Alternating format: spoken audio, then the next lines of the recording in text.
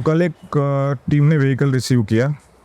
गाड़ी आई थी रिफर्बिशमेंट के लिए, कुछ स्क्रैचेस वगैरह थे और गाड़ी पूरी डल हो चुकी थी। गाड़ी 2018 की थी, तो 6 साल पुरानी गाड़ी है। तो गाड़ी का जो पेंट है वो पूरा डल जैसा हो गया था और गाड़ी के अंदर छोटे मोटे काफ़ी स्क्रैचेस थे। टीम ने मेरे साथ डिस्कस किया और फिर गाड़ी मैंने पर्सनली ऑब्जर्व की। So I am talking about this Toyota Fortuner. This is 2018 Toyota Fortuner. So जब गाड़ी आई तो कस्टमर का ऐसा एक्सपेक्टेशन था कि इसको एक वापस इसको रिवाइव करें, इसका जो पेंट फेड हो गया है वो पेंट को सही करे और छोटे मोटे जो स्क्रैचेस है उसको निकाल के उसको वापस एक फ्रेश लुक दे दे। मैंने गाड़ी पर्सनली ऑब्जर्व की तो मैंने आइडेंटिफाई किया कि गाड़ी के हर पीस के अंदर छोटे मोटे स्क्रैचेस है, गाड़ी के हर पीस के अंदर छोटे मोटे डेंट्स है और कुछ प्लास्टिक पार्ट्स वगैरह जो है वो लूज़ हुए हैं। हमने फिर टीम मीटिंग की, हमने इंटरनली डिस्कस किया और ये गाड़ी के छोटे मोटे जो भी डैमेजेस थे उसको आइडेंटिफाई करके हर पीस का एक छोटा सा फोटोग्राफी करके उसको कस्टमर के साथ शेयर किया और कस्टमर को एक्सप्लेन किया कि अगर पॉलिश करेंगे तो ये स्क्रैच निकलेंगे नहीं, अगर आपको ये स्क्रैच निकालने हैं तो आपको छोटे मोटे डेंट्स भी निकालने पड़ेंगे और गाड़ी को वापस से नए सिरे से पेंट करना पड़ेगा। पूरा प्रोसेस हमने कस्टमर के साथ एक्सप्लेन किया और कस्टमर को हमारा प्रोसेस समझ में आया। Customer was very happy with the way we explain the entire process and then customer decided कि ओके इसको हम वापस से पूरा नया पेंट कर देते हैं। फिर वही कन्वर्सेशन में बात आगे चलती गई और कस्टमर ने मुझे पूछा कि क्या इसका हम पेंट चेंज कर सकते हैं। सो मैंने कस्टमर को एक्सप्लेन किया कि हाँ पेंट चेंज हो सकता है, पेंट चेंज करने का प्रोसेस अलग है और यही पेंट को वापस से जो एग्जिस्टिंग पेंट है उसको पेंट करने का भी प्रोसेस अलग है। पूरा प्रोसेस हमने कस्टमर को एक्सप्लेन किया। जब कस्टमर ने डिसाइड किया कि हमें एक नया कलर करना है, गाड़ी के ऊपर नया शेड पेंट करना है, तब हमने कस्टमर को एक्सप्लेन किया कि जब अगर आप सेम कलर को यूज़ करके वापस गाड़ी को पेंट करते हो, जो एग्जिस्टिंग है उसको ही वापस रिवाइव करते हो, तो आपको एक्सटर्नल सरफेस ही पेंट करना होता है मेजॉरिटी केसेस के अंदर। बट जब नया पेंट सिलेक्ट करते हो तो आपको ये सब इंटरनल पैनल्स वगैरह भी आपको नए कलर में पेंट करनी पड़ती है। तो ये जो पूरी प्रोसेस में जो डिफरेंस आता है ओवरकोट में और नए पेंट में, वो पूरा हम लोगों ने कस्टमर को एक्सप्लेन किया और बाद में कस्टमर कन्विंस हुए, तब हमने आगे का प्रोसेस शुरू किया। सो जब मैंने कस्टमर के साथ ओवरकोट और फुल पेंट के बारे में डिस्कस किया और पूरी प्रोसेस कस्टमर को समझाई, तो बहुत ऑब्वियस है कि हमारा एक मल्टी ब्रांड वर्कशॉप है, तो कस्टमर के दिमाग में कुछ एप्रीहेंशंस होते हैं या कुछ फीडबैक्स होते हैं और लोगों के कि मल्टी ब्रांड की क्रेडेंशियल्स या मल्टी ब्रांड की कैपेबिलिटीज़ के बारे में। सो कस्टमर थोड़े रिलक्टेंट थे कि आप अगर सब चीज़ खोलोगे और फुल पेंट करोगे, इसको वापस नया कलर करोगे, तो वापस कंपनी जैसा फिटिंग आएगा कि नहीं आएगा। तो मैं आप सभी को एक चीज़ बताना चाहता हूँ कि कोई भी एक प्रोसेस होती है, वो प्रोसेस के अंदर कुछ इंपॉर्टेंट एस्पेक्ट्स होते हैं। सो एक होता है एक इंफ्रास्ट्रक्चर, कि अगर आपको कोई भी चीज़ को सही से करनी है तो उसके लिए आपको एक सही इंफ्रास्ट्रक्चर चाहिए। दूसरा होता है ह्यूमन रिसोर्स, एक अच्छी टीम चाहिए आपको। एक टीम के अंदर एक हार्मनी चाहिए कि अगर मैं कुछ सोच रहा हूँ और वो जो जिसको उसको एग्जीक्यूट करना है वो मेरी बात समझे और वो मेरी फीलिंग्स और मेरी बात को समझ के उसको इम्प्लीमेंट करे। तो एक हो गया इंफ्रास्ट्रक्चर, दूसरा हो गया ह्यूमन रिसोर्स, तीसरा हो गया tools and equipments. So tools and equipments भी बहुत इंपॉर्टेंट रोल प्ले करता है। और चौथा हो गया सिस्टम प्रोसेसेस। और उसके बाद में the most important thing is कि आप रॉ मटेरियल्स और कंज्यूमेबल्स कौन से यूज़ करते हो। तो मैंने पूरी चीज़ कस्टमर को एक्सप्लेन की कि हमारे पास state of the art infrastructure है जो इंटरनेशनल स्टैंडर्ड का है और कोई भी डीलरशिप से कम नहीं है। कुछ केस में तो हम कुछ डीलरशिप से बेटर इंफ्रास्ट्रक्चर लेके बैठे हैं। उसके बाद में कस्टमर को मैंने एक्सप्लेन किया कि मेरा जो ह्यूमन रिसोर्स, मेरी जो टीम है, वो टीम एक्सपीरियंस्ड है, लॉयल है, बहुत सालों से मेरे साथ जुड़ी है और हमने इस टाइप के काफ़ी प्रोजेक्ट्स पास में एग्जीक्यूट किए हैं। उसके बाद में मैंने उनको पूरी हमारी जो इक्विपमेंट वाली स्टोरी थी वो एक्सप्लेन की कि इक्विपमेंट के बारे में हम बिल्कुल 19-20 नहीं है। इक्विपमेंट हमारे पास जो है वो स्टेट ऑफ द आर्ट है, एकदम मॉडर्न इक्विपमेंट्स है और इस टाइप के प्रोजेक्ट्स को हैंडल करने के लिए केपेबल है। सो एक इक्विपमेंट वाला पार्ट हो गया। उसके बाद में जो रॉ मटेरियल वाला कंपोनेंट आता है, तो हम वर्ल्ड की जो बेस्ट कंपनीज है जो एंसिलरीज या पेंट्स वगैरह बनाती है ये सब प्रोसेस के अंदर, तो वो सब बेस्ट कंपनीज की जो रॉ मटेरियल्स होते हैं वो हम हमारी प्रोसेस के अंदर यूटिलाइज करते हैं। सो ये पूरी प्रोसेस को हमने एक्सप्लेन किया, हमारे क्रेडेंशियल्स को कस्टमर को एक्सप्लेन किया और कस्टमर को एक कॉन्फिडेंस आया हमारे एमक्विक के जो थॉट प्रोसेस है उसके ऊपर। और मैं एक डे वन से एक बहुत सिंपल चीज़ में बिलीव करता हूँ कि for me this is my passion, so पैसा इज माई माई प्रोडक्ट। कोई भी बिजनेस आदमी करता है वो at the end of the day कहीं ना कहीं उसको 2 पैसा कमाना होता है, क्योंकि उसके भी कुछ एक्सपेंसेस होते हैं, उसको भी बहुत सारे लोगों को साथ में लेके चलना होता है और बहुत सारी चीज़ों को संभालना होता है। लेकिन कहीं ना कहीं एक मिसिंग चीज़ होती है, वो पैशन।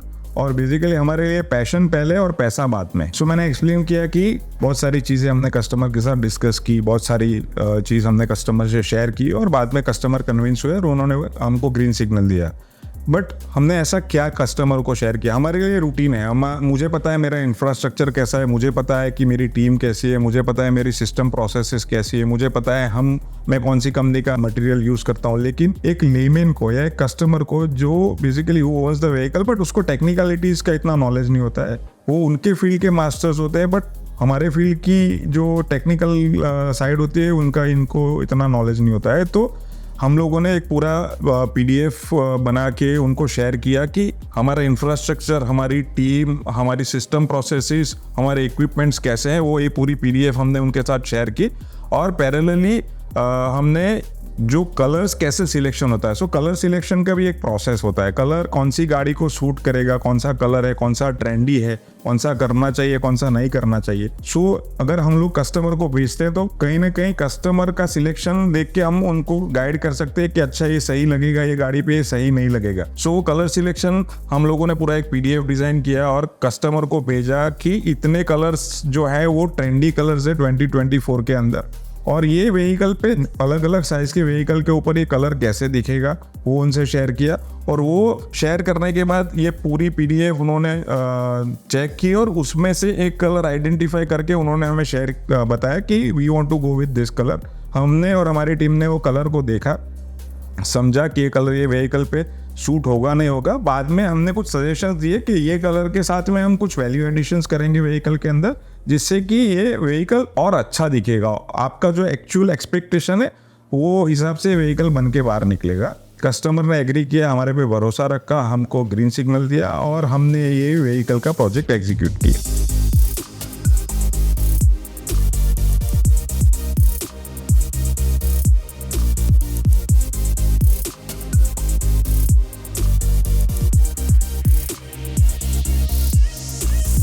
सो ये आगे वाला फ्रंट पोर्शन जो है, नॉर्मली ये गाड़ी जो ओरिजिनल थी उसमें ये सब पोर्शन क्रोम था, हेडलाइट के ऊपर की टिप भी क्रोम थी और ये लोगो वगैरह भी सब क्रोम एलिमेंट थे।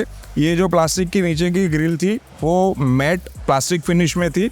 सो गाड़ी को हम लोगों ने अच्छा लुक देने के लिए क्रोम को डिलीट किया और साथ में कुछ ब्रॉन्ज शेड को ऐड करके उसको एक अलग यूनिक आइडेंटिटी देने की कोशिश की है।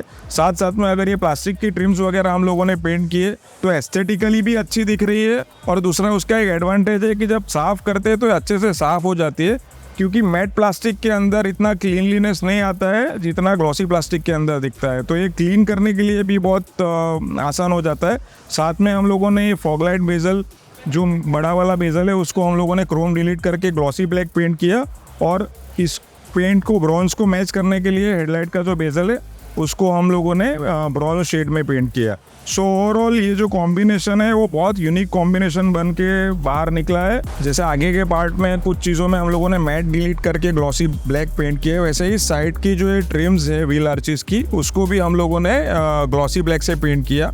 और ये जो डोर क्लैडिंग्स है ओरिजिनली ये मैट ब्लैक थे और ये सिल्वर कलर का था, तो इसको हम लोगों ने ये गाड़ी के साथ मैच करने के लिए यहाँ पे ग्लॉसी ब्लैक पेंट किया और इसको ब्रॉन्ज कलर में पेंट किया। साथ ही ये गाड़ी का ओरिजिनल जो एलॉय था वो इंटरनल पार्ट वॉज ग्रे और ये जो था वो मशीन कट था, तो इसको हम लोगों ने गाड़ी के पेंट के साथ मैच करने के लिए पूरा एलॉय रिफर्बिश करके फिर इसको स्मोकी इफेक्ट दिया, जिससे कि ये कलर के साथ में एलॉय ब्लेंड हो जाए।